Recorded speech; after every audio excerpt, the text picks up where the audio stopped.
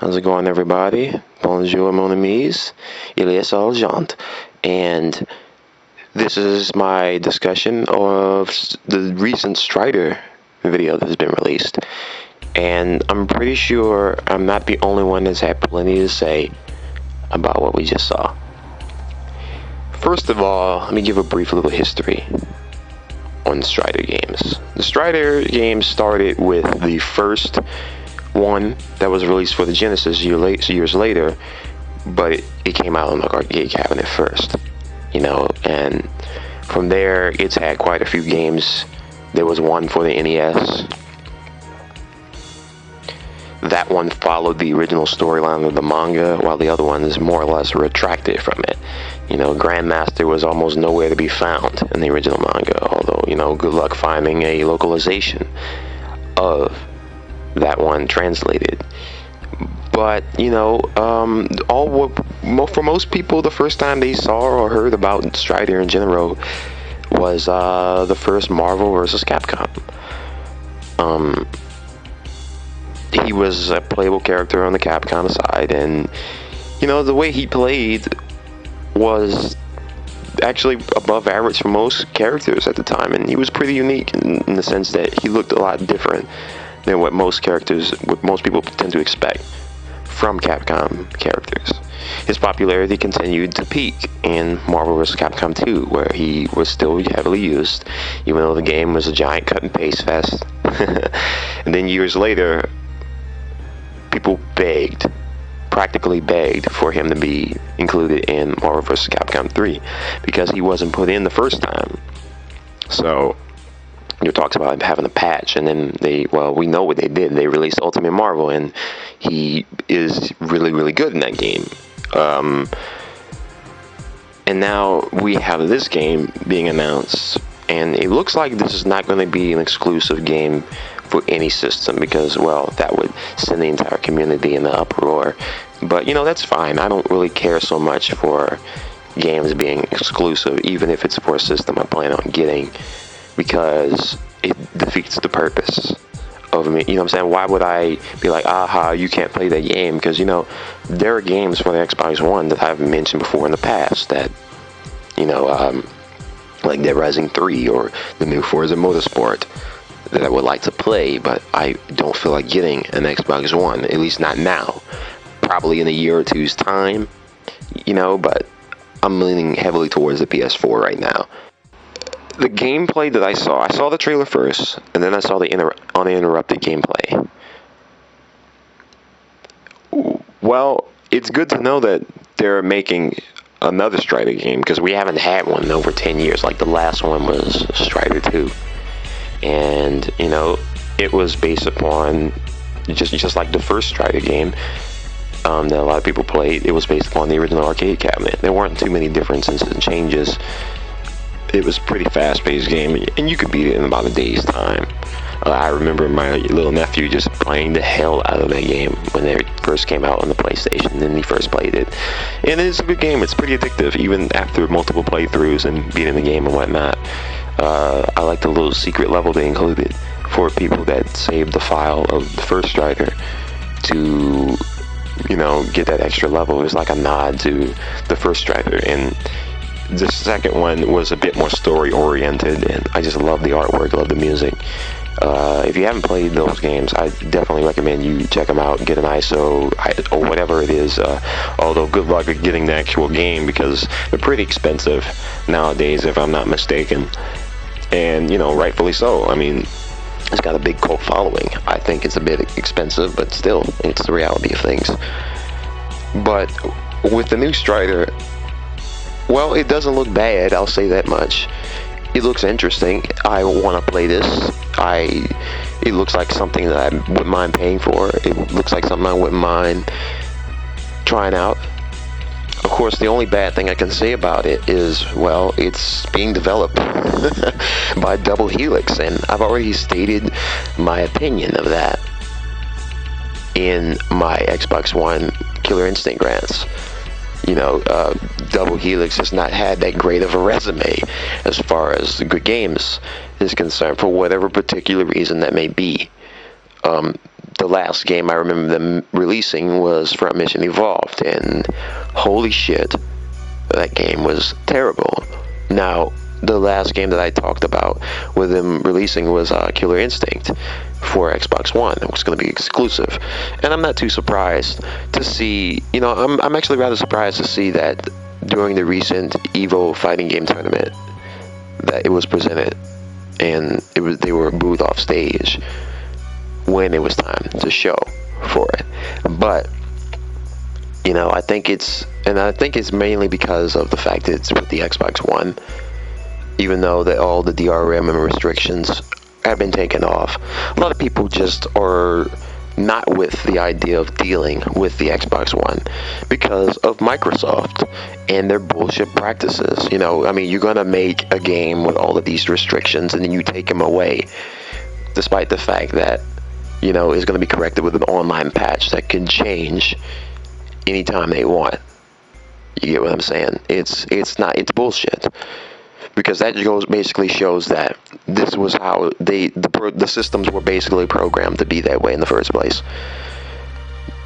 Now, no, double helix or not aside, the thing I am trying to get across here is that it looks good now, but I surely hope that it follows through, because there have been plenty of games that have looked good to start when we first see them, and they were terrible. I'll give you a couple examples.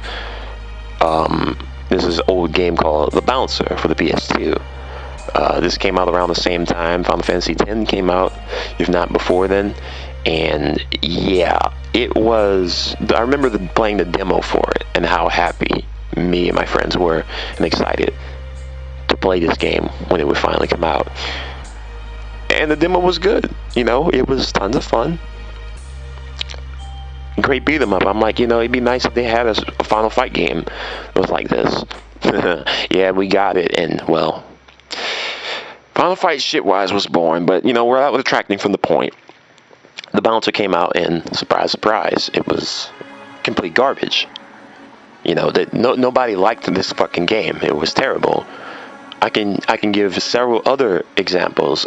Sonic 06, and I remember this game came out towards the end of my Sonic fandom. Yes, surprise, surprise. I used to be a little bit of a Sonic fan. Of course, after Sonic Adventure 2, I was kind of done with the games. Sonic 06, I remember seeing the video for it and the screenshots for it, and I'm like, well, this looks cool. And it was one of the first games that would be coming out for more than one system.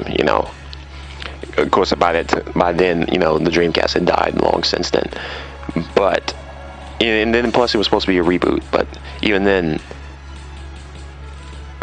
we got the final game, or rather, we played the demo, because they started releasing demos to be downloadable for free, and then the game came out, and there wasn't much difference. The game was a complete failure. Many people will argue with me that I'm wrong and I don't know what I'm talking about, but I've talked to actual fans, and it's a widespread agreement that Sonic 06 is fucking terrible. Many other people thought the same thing about Final Fantasy 13, hoping that it would be good, or 13-2 would be better.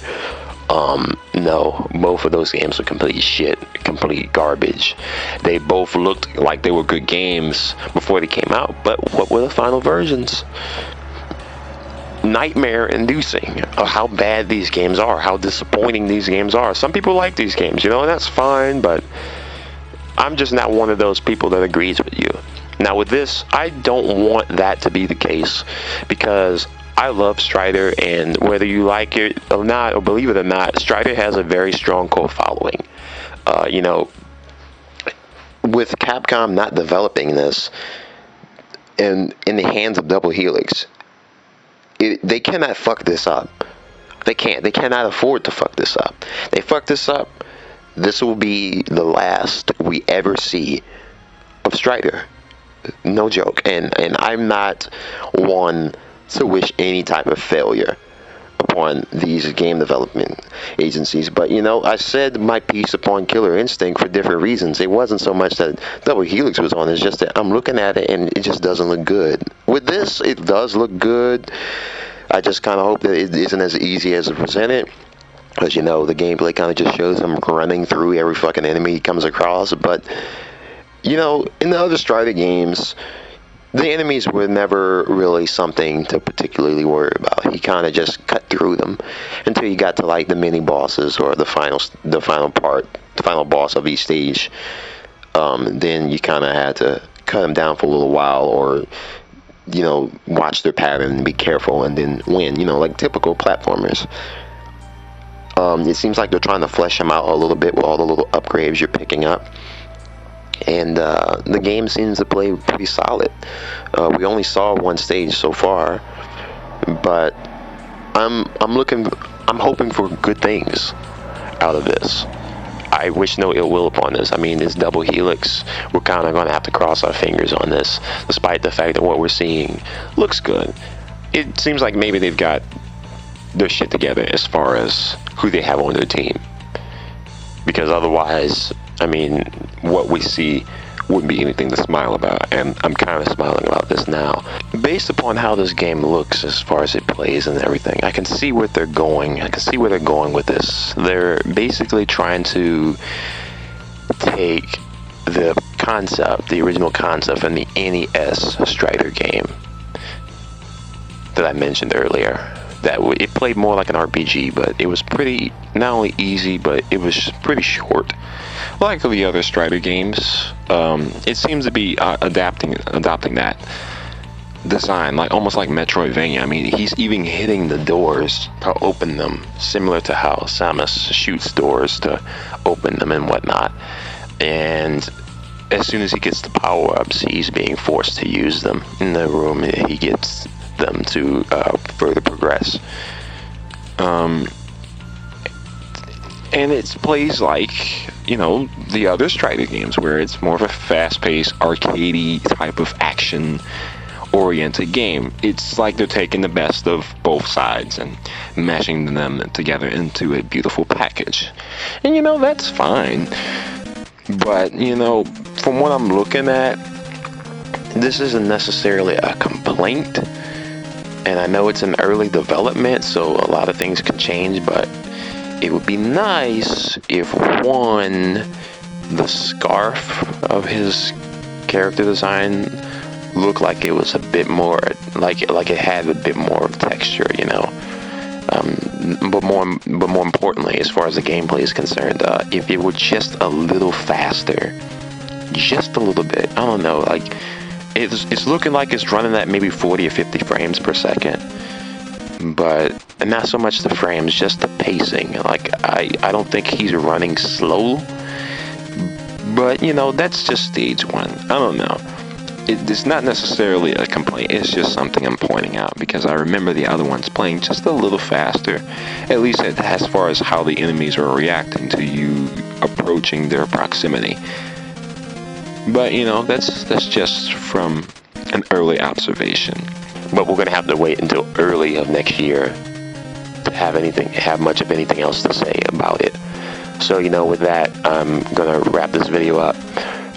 J'en dois voir. Merci, mon amis. Peace.